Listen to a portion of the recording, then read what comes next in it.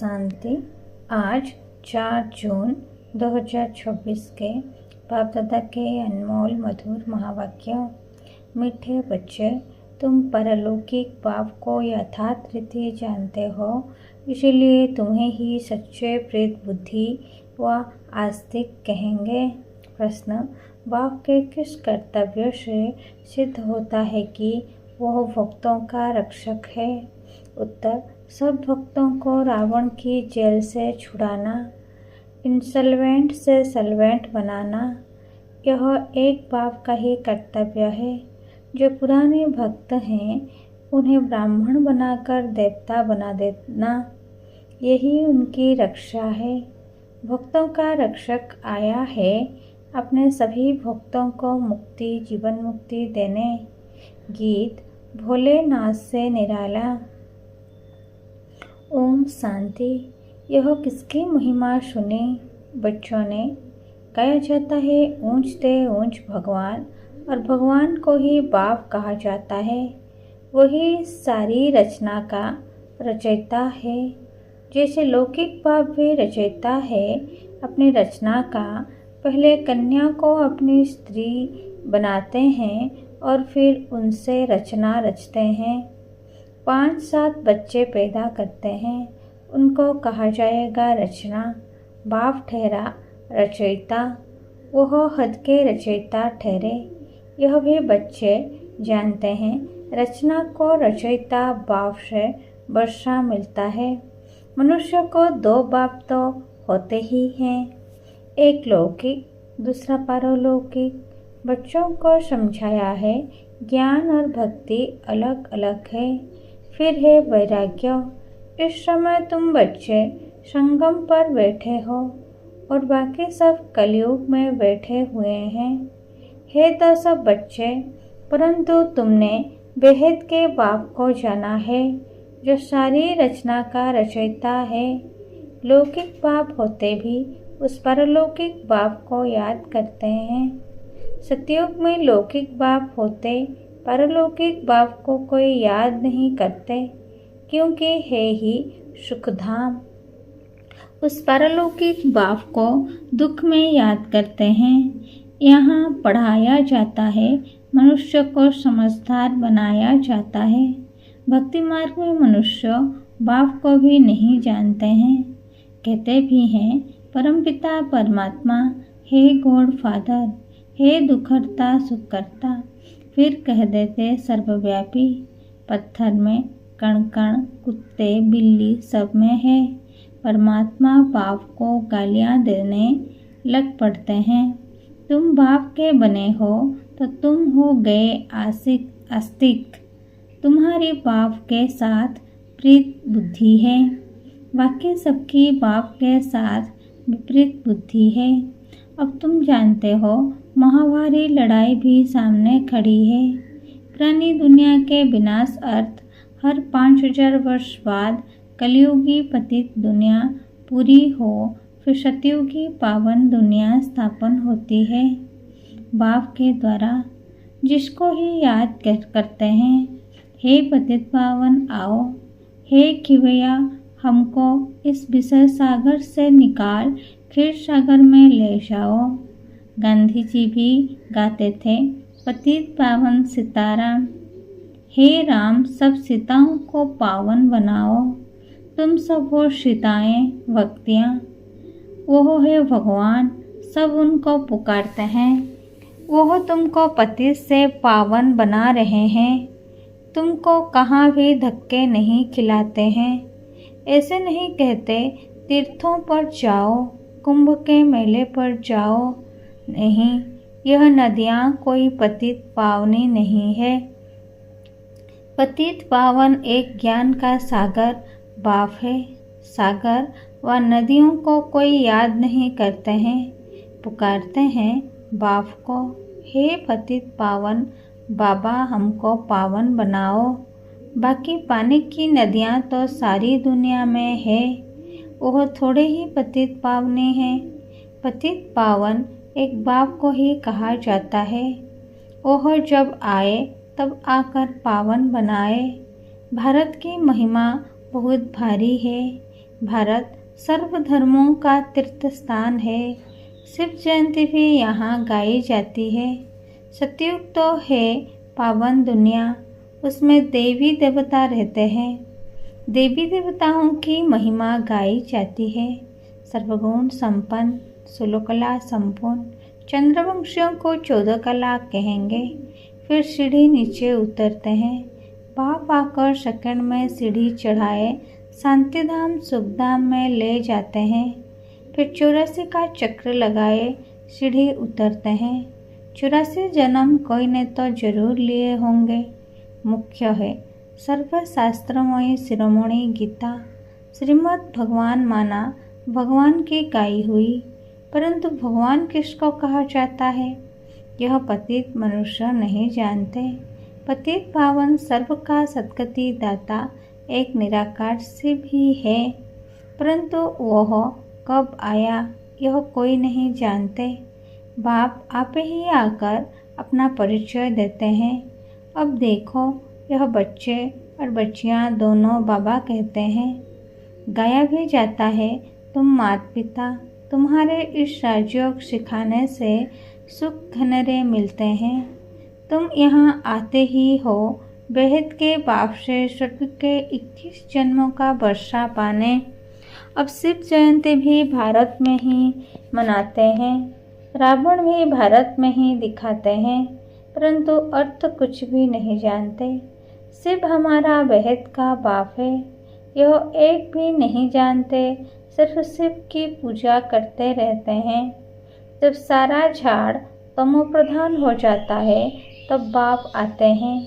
नई दुनिया में भारत स्वर्ग था, भारत में ही सतयुग था, भारत में ही अब कलयुग है। बाप समझाते हैं, पहले पहले तुम स्वर्ग के मालिक थे, अब तुम 84 जन्म भोग नरकवासी बने हो। अब मैं तुमको राजयोग सिखलाए मनुष्य से देवता, पति से पावन बनाता हूँ। भक्ति अर्थात ब्रह्मा की रात, ज्ञान अर्थात ब्रह्मा का दिन। तुम ब्रह्मा कुमार कुमारियाँ दिन में जाते हो। इस पुरानी दुनिया को अब आग लगनी है। बरोबर महाभारत लड़ाई है। बरोबर इस महाभारत लड़ाई के बाद ही भारत स्वर्ग बन जाता है। अनेक धर्म विनाश हो, एक धर्म की स्थापना होती है। तुम बच्चे बाबा के मददगार बन आदि सनातन देवी देवता धर्म की स्थापना कर रहे हो। तुम स्वर्ग के मालिक बनने लायक बन जाएंगे तो फिर विनाश शुरू हो जाएगा। यह है शिव बाबा का ज्ञान यज्ञ। फिर शिव कहो व रुद्र कहो, कृष्ण ज्ञान यज्ञ कभी नहीं कहा जाता। सतयुग त्रेता में यज्ञ होता नहीं। यज्ञ तब रचा जाता है जब उपद्रव होता है, अनाज नहीं होगा और लड़ाई लगेगी तो यज्ञ रचेंगे शांति के लिए। तुम बच्चे जानते हो विनाश होने बिगड़ तो भारत स्वर्ग बन ना सके। भारत माता शिव शक्ति सेना गाई हुई है। वंदना पवित्र की जाती है। तुम माताओं को वंदे मातरम कहा जाता है, क्योंकि तुमने श्रीमत पर भारत को स्वर्ग बनाया है। अब बाप कहते हैं मौत तो सबके सिर पर खड़ा है, इसलिए अब यह एक जन्म पवित्र बनो और बाप को याद करो तो तुम तमो प्रधान से सतो प्रधान बन जाएंगे। अभी तुम शूद्र से ब्राह्मण बन फिर देवता बनेंगे। यह कोई नई बात नहीं। कल्प हर 5000 वर्ष बाद यह चक्र फिरता रहता है। नरक से स्वर्ग बनता है। पतित दुनिया में मनुष्य जो कुछ कर्म करते हैं वह विकर्म ही बनता है। बाप कहते हैं 5000 वर्ष पहले भी तुमको कर्म अकर्म विकर्म की गति समझाई थी। अब फिर से तुमको समझाता हूँ। मैं परमपिता परमात्मा निराकार तुम्हारा बाप हूँ। यह शरीर जिसका हमने आधार लिया है यह कोई भगवान नहीं है। मनुष्य को देवता भी नहीं कहा जाता, तो मनुष्य को भगवान कैसे कह सकते हैं। बाप समझाते हैं, तुम 84 जन्म लेते लेते नीचे सीढ़ी उतरते आए हो, ऊपर कोई जा नहीं सकता है। सभी पतित बनने का ही रास्ता बताते हैं, खुद भी पतित बनते जाते हैं। तब बाप कहते हैं, उनका भी उद्धार करने मुझे आना पड़ता है। यह है रावण राज्य। तुम अभी रावण राज्य से निकल आए हो, धीरे धीरे सबको पता पड़ेगा। ब्राह्मण बनने बिगर शिव बाबा से वर्षा ले नहीं सकते। बाप है ही दो, एक निराकारी बाप, एक साकारी बाप। वर्षा मिलता है एक साकारी बाप से, साकारी बच्चों को, और फिर निराकारी बेहद के बाप से वर्षा मिलता है निराकारी आत्माओं को। अब तुम बच्चे जानते हो, मीठे मीठे शिव बाबा से हम 21 जन्म के लिए सुखधाम का वर्षा लेने आए हैं। विश्व के मालिक बनते हैं योग बल से, कोई हथियार आदि नहीं है। तो बाप से योग लगाए विकर्म विनाश कर विष्णुपुरी के मालिक बनते हैं। अब अमर लोक में जाने लिए अमर कथा सुन रहे हैं। वहाँ अकाले मृत्यु कभी होता नहीं, दुख का नाम निशान नहीं। तुम बच्चे आए हो श्रीमत पर चल, वेद के बाप से श्रेष्ठ से श्रेष्ठ देवी देवता बनने। यह कोई शास्त्रों का ज्ञान नहीं है। दिखाते हैं विष्णु की नाभि से ब्रह्मा निकला, उनके हाथ में फिर शास्त्र देते हैं। बाप कहते हैं, ब्रह्मा द्वारा मैं तुमको सारी रचना का आदि मध्य अंत का ज्ञान सुना रहा हूँ। मैं ही ज्ञान का सागर हूँ। गाते भी हैं, ज्ञान सूर्य प्रगटा, अज्ञान अंधेरे विनाश। सतयुग में अज्ञान होता नहीं, वह सचखंड था तो भारत हीरे जैसा था। हीरे जवाहरों के महल बनते थे। अभी तो मनुष्यों को पूरा खाने में के लिए भी नहीं है। इंसॉल्वेंट विश्व को फिर सॉल्वेंट कौन बनाए? यह बाप का ही काम है। बाप को ही तरस पड़ता है। कहते हैं, तुमको राजयोग सिखाने आया हूँ। नर को नारायण, नारी को लक्ष्मी बनाता हूँ। भक्तों का रक्षक है ही बाप। तुमको रावण की जेल से छुड़ाए सुखधाम में ले जाता हूँ। सारी दुनिया में जो ब्राह्मण बनेंगे वही देवता बनेंगे। ब्रह्मा का नाम भी वाला है, प्रजापिता ब्रह्मा। तुम ब्राह्मण हो सबसे उत्तम। तुम भारत की सच्ची रूहानी सेवा कर रहे हो। बाप की याद से ही विकर्म विनाश होंगे और कोई रास्ता नहीं है। पति से पावन बनने का, याद से ही खाद भस्म होगी। सोनार लोग जानते हैं सच्चा सोना झूठा सोना कैसे बनता है। उसमें चांदी तांबा लोहा डालते हैं। तुम भी पहले सतो प्रधान थे, फिर तुम्हारे में खाद पड़ती है, तमो प्रधान बन पड़े हो। अभी फिर सतो प्रधान बनना पड़े तब सतयुग में जा सकेंगे। बाप कहते हैं, कोई भी देहधारी को याद नहीं करो। गृहस्थ व्यवहार में रहते एक बाप के सिवाय और कोई को याद नहीं करो तो तुम स्वर्गपुरी के मालिक बन जाएंगे। स्वर्ग अथवा विष्णुपुरी थी, अब रावणपुरी है, फिर विष्णुपुरी बनेगी जरूर। साधु संत आदि सबका उद्धार करने आता हूँ। तब ही कहा जाता है, यदा यदा ही धर्मस्य। यह भारत की ही बात है। सर्वका सद्गति दाता मैं एक बाप शिव हूँ। शिव रुद्र सब उनके ही नाम है, अथाह नाम रख दिए हैं। बाप कहते हैं, मेरा असली नाम तो एक ही है, शिव। मैं शिव हूँ, तुम शालिग्राम बच्चे हो। तुम आधा कल्प देहाभिमानी रहे हो, अब देही अभिमानी बनो। एक बाप को जानने से बाप द्वारा तुम सब कुछ जान जाते हो। मास्टर ज्ञान सागर बन जाते हो। अच्छा, मीठे मीठे स्किलत है बच्चों प्रति माता पिता बाप दादा का याद प्यार और गुड मॉर्निंग। रूहानी बाप की रूहानी बच्चों को नमस्ते। हम रूहानी बच्चों की रूहानी माता पिता बाप दादा को याद प्यार गुड मॉर्निंग, नमस्ते नमस्ते नमस्ते। धारणा नंबर 1, श्रीमत पर चलकर श्रेष्ठ से श्रेष्ठ देवता बनना है।